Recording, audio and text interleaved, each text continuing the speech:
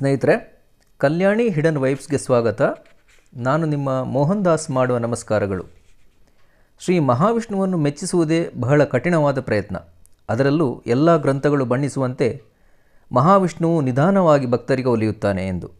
ಆದರೆ ಇದನ್ನು ಸವಾಲಾಗಿ ತೆಗೆದುಕೊಂಡ ಬ್ರಹ್ಮದೇವರು ಒಂದು ಪವಿತ್ರವಾದ ಸ್ಥಳದಲ್ಲಿ ಮಹಾಯಾಗವನ್ನು ಆಯೋಜಿಸಲು ಸಿದ್ಧರಾಗುತ್ತಾರೆ. ಯಜ್ಞ ಮುಗಿಯುವಷ್ಟರಲ್ಲೇ ಮಹಾವಿಷ್ಣುವು ಪ್ರತ್ಯಕ್ಷಗೊಂಡ. ಹೇಗೆಂದರೆ ಯಜ್ಞಕುಂಡದ ಉತ್ತರ ದಿಶೆಯಲ್ಲಿ ಎದ್ದು ಬರುತ್ತಾನೆ. ಹಾಗೆಯೇ ಬ್ರಹ್ಮದೇವರು ಅಂದುಕೊಂಡ ಕಾರ್ಯಕ್ಕೆ ತಥಾಸ್ತು ಅನ್ನುತ್ತಾನೆ. ಪೂರ್ಣಾನುಗ್ರಹವಿತ್ತ ವಿಷ್ಣುವು ಅಂದಿನಿಂದ ವರದರಾಜ ಎಂಬ ಹೆಸರಲ್ಲಿ, ಅಂದರೆ ಕೇಳಿದ್ದನ್ನು ವರದಾನವಾಗಿ ಕೊಡುವವನು ಎಂದರ್ಥ.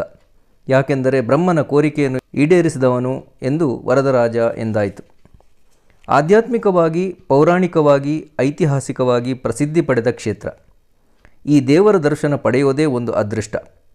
ತಮಿಳುನಾಡಿನ ಈ ಪೆರುಮಾಳ್ ಟೆಂಪಲ್ ದೇವರ ಸೇವೆ ಮಾತ್ರ ಮಾಡುವುದಲ್ಲದೆ ಇದೊಂದು ರೀತಿಯ ದೈವಿಕವಾದ ಭಗವಂತನ ಪಾದಗಳನ್ನು ತಲುಪುವುದೇ ದೈವಿಕ ಅನುಭವ. ಇಲ್ಲಿ ಮಾಡುವ ಉತ್ತಮ ಕರ್ಮಗಳಿಂದ ಆತ್ಮ ಪರಿಶುದ್ಧಿ ಮತ್ತು ಶಾಂತಿಯ ನೆಲೆ ಕಂಡುಕೊಳ್ಳುವುದೇ ಅಲ್ಲದೆ ಸಕಲ ಸಂಪತ್ತು ಗಳಿಕೆ ಮತ್ತು ಅಭಿವೃದ್ಧಿಗೆ ಕಾರಣ ಎಂಬ ನಂಬಿಕೆ ಭಕ್ತರಲ್ಲಿದೆ.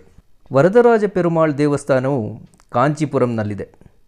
ಪ್ರಾಚೀನವೆಂದರೆ ಸುಮಾರು 1000 ವರ್ಷಗಳ ಹಿಂದಿನ ಇತಿಹಾಸವನ್ನು ನೋಡಿದರೆ ಮೂಲತಃ ಇದನ್ನು ಚೋಳರ ದೊರೆ ರಾಜರಾಜನು 1053ರಲ್ಲಿ ಕಟ್ಟುತ್ತಾನೆ.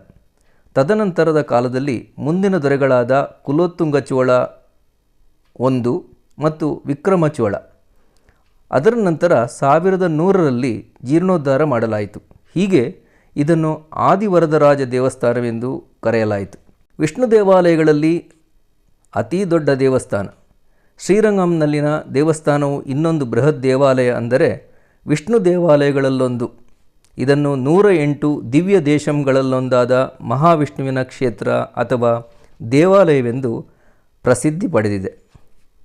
ಈ ದೇವಾಲಯದ ಸ್ಥಾಪನೆ ಹೇಗಾಯಿತು ಅಂದರೆ ಆಗಿನ ರಾಜನಾದ ಕೃಷ್ಣವರ್ಮರ ಕಾಲದಲ್ಲಾಯಿತು. ಹೇಗೆಂದರೆ ಒಮ್ಮೆ ಕೃಷ್ಣವರ್ಮನು ಸ್ನಾನಕ್ಕೋಸ್ಕರ ಹೊಳೆಯಲ್ಲಿ ಮೀಯುತ್ತಿದ್ದಾಗ ಏನೋ ಒಂದು ಕಲ್ಲಿನ ಸ್ಪರ್ಶವಾದಂತಾಯಿತು. ಏನೆಂದು ನೋಡಿದಾಗ ಪನ್ನಗ ಶಯನಾದ ಮಹಾವಿಷ್ಣುವಿನ ಮೂರ್ತಿ ತಾಮಿರಬರಣಿ ನದಿಯಲ್ಲಿ ಗೋಚರವಾಯಿತು. ಆಮೇಲೆ 10ನೇ ಶತಮಾನದಲ್ಲಿ ವಿಜಯನಗರ ಸಾಮ್ರಾಜ್ಯದ ದೊರೆಗಳು ಹೆಚ್ಚಿನ ಕೊಡುಗೆಯನ್ನು ದೇವಸ್ಥಾನದ ನಿರ್ಮಾಣ ಕಾರ್ಯದಲ್ಲಿ ಕೊಡುತ್ತಾರೆ. ಹೀಗೆ ವರದರಾಜ ಪೆರುಮಾಳ್ ಬಗ್ಗೆ ಇನ್ನೊಂದು ರೋಚಕ ಕಥೆ ನೆನಪಿಗೆ ಬಂತು. ಒಮ್ಮೆ ಬ್ರಹ್ಮದೇವರು ಯಜ್ಞವನ್ನು ಮಾಡುವ ಸಂದರ್ಭದಲ್ಲಿ ಬೆಂಕಿಯ ಜ್ವಾಲೆಯು ಹೆಚ್ಚಾಗಿ ಮಹಾವಿಷ್ಣುವಿನ ಮರದ ಮೂರ್ತಿಯ ಒಂದು ಭಾಗಕ್ಕೆ ತಗಲುತ್ತದೆ.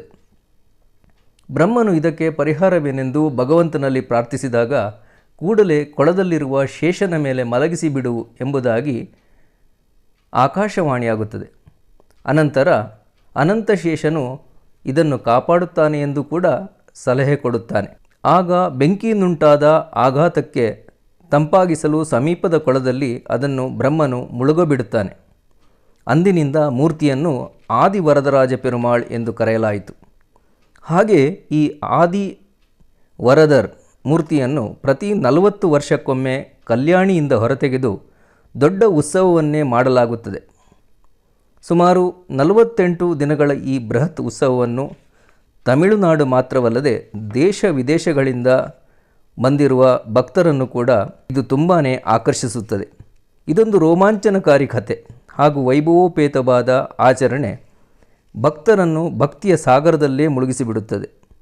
ಈ ಭವ್ಯ ಪರಂಪರೆ ತುಂಬಾ ಮಹತ್ವಪೂರ್ಣವಾಗಿದೆ ಅಲ್ಲದೆ ಆತ್ಮತೃಪ್ತಿಯನ್ನು, ಶಾಂತಿಯನ್ನು, ಸಂಭ್ರಮವನ್ನು, ಸ್ವರ್ಗವನ್ನೇ ಸೃಷ್ಟಿಸುವಂತ ಹಾಗೆ ಮಾಡುತ್ತದೆ. ಸ್ಪಷ್ಟವಾಗಿ ತಿಳಿಸಬೇಕೆಂದರೆ 2019ರಲ್ಲೊಮ್ಮೆ ಈ ಆದಿವರದರ್ ಮೂರ್ತಿಯನ್ನು ಕಲ್ಯಾಣಿಯಿಂದ ಹೊರತೆಗೆದು ವಿಜೃಂಭಣೆಯಿಂದ ಉತ್ಸವವನ್ನು ಮಾಡಲಾಗಿತ್ತು. ಇದೊಂದು ಭಕ್ತರ ಸೌಭಾಗ್ಯ. ಈ ದೇವಾಲಯವು ಸಾಂದರ್ಭಿಕವಾಗಿ ತಿರುಕಾಚಿ ನಂಬಿಯ ಜೊತೆಗೆ ಸುತ್ತಿಕೊಂಡಿದೆ. ಒಬ್ಬ ಭಕ್ತ ನಿರಂತರವಾಗಿ ವರದರಾಜ ಪೆರುಮಾಳ್ ಮೂರ್ತಿಯ ಜೊತೆ ಸಂವಾದ ನಡೆಸುತ್ತಿದ್ದನಂತೆ. ಅವನೇ ರಾಮಾನುಜರ ಗುರುವಾಗಿದ್ದನೆಂದು ಹೇಳುತ್ತಾರೆ. ಇದು ಆಶ್ಚರ್ಯ ಮಾತ್ರವಲ್ಲದೆ ಕೇಳುವಾಗ ರೋಮಾಂಚನವನ್ನುಂಟು ಮಾಡುತ್ತದೆ. ಶ್ರೀ ರಾಮಾನುಜರು ಶ್ರೇಷ್ಠ ವೈಷ್ಣವ ವಿದ್ವಾಂಸರು ಮತ್ತು ಆಚಾರ್ಯರು. ತಮ್ಮ ಶಿಕ್ಷಣವನ್ನು ಕಾಂಚೀಪುರಂನಲ್ಲೇ ಪಡೆದು ಈ ದೇವಸ್ಥಾನದ ಜೊತೆ ಸತತವಾದ ಸಂಬಂಧ ಮತ್ತು ಸಂಪರ್ಕವನ್ನು ಹೊಂದಿದ್ದರು.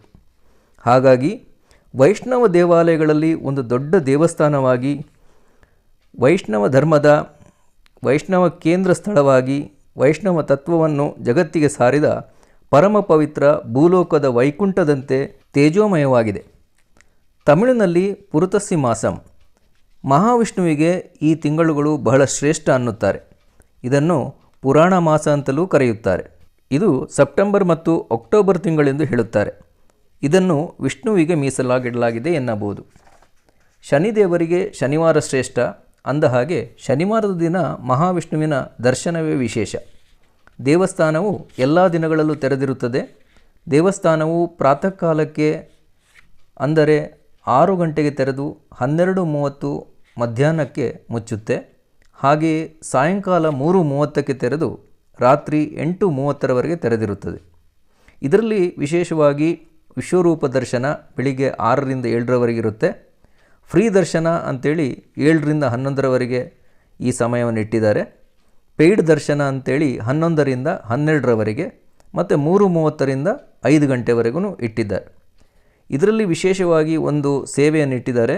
ಅದು ತಿರುಮಾಂಜನ ಸೇವಾ ಅಂತೇಳಿ ಹೇಳುತ್ತಾರೆ. ಇದನ್ನು ಪೆರುಮಾಳ್ ಸನ್ನಿಧಿಯಲ್ಲಿ ಮಾಡ್ತಾರೆ. ಇದರ ಸಮಯ 12:30ರಿಂದ 2:30 ಮಧ್ಯಾಹ್ನ ನೆರವೇರಿಸಲಾಗುತ್ತದೆ. ಸ್ನೇಹಿತರೆ, ಇದುವರೆಗೆ ಕಾಂಚೀಪುರಂದಲ್ಲಿನ ಶ್ರೀ ವರದರಾಜ ಪೆರುಮಾಳ್ ದೇವಸ್ಥಾನದ ಬಗ್ಗೆ ಸಂಕ್ಷಿಪ್ತ ವಿಡಿಯೋವನ್ನು ನೋಡಿದ್ರಿ.